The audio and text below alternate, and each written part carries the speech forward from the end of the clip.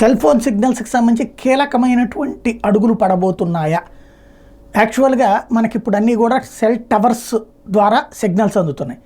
అయితే కొన్ని అగ్రరాజ్యాలు even China లాంటి వాళ్ళు కూడా ఇప్పుడు అమెరికా ఇట్లాంటి వాళ్ళు ఏం చేస్తున్నారు, ఎలన్ మస్క్ లాంటి వాళ్ళు ఏర్పాటు చేసినటువంటి స్టార్లింక్ శాటిలైట్స్ ద్వారా భూమికి ఆకాశానికి అంతరిక్షానికి మధ్యలో కొన్ని ఏర్పాటు చేసి అక్కడి నుంచి శాటిలైట్స్ ద్వారా సిగ్నల్స్ ఇస్తున్నారు. కాబట్టి ఏదైనా తుఫాన్లు వచ్చినా వరదలు వచ్చినా ఏమొచ్చినా సిగ్నల్కి ప్రాబ్లం ఉండదు. అక్కడ మన దేశంలో అయితే తుఫాన్లు కానీ ఏమొచ్చి సెల్ టవర్స్ కూలిపోతే కనుక ఆ టైంలో మనకి సిగ్నల్ అందదు.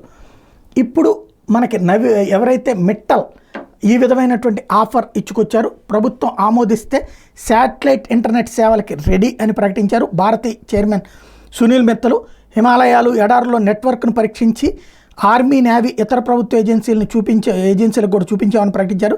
దేశం చుట్టూ ఉపగ్రహాలు విస్తరించి ఉన్నాయని, ఉత్తర దక్షిణ ప్రాంతాలకు ప్రత్యేక ఎస్ఎన్పీలు కూడా ఉన్నాయని, టెలికాం శాఖ అనుమతి కోసం ఎదురు చూస్తున్నామని ప్రకటించారు.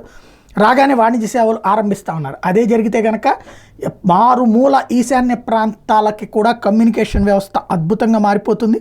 ఇప్పుడు మనకి ఈ ప్రాంతాల్లో జరిగినటువంటి అభివృద్ధి అక్కడ అద్భుతంగా సాగబోతోంది.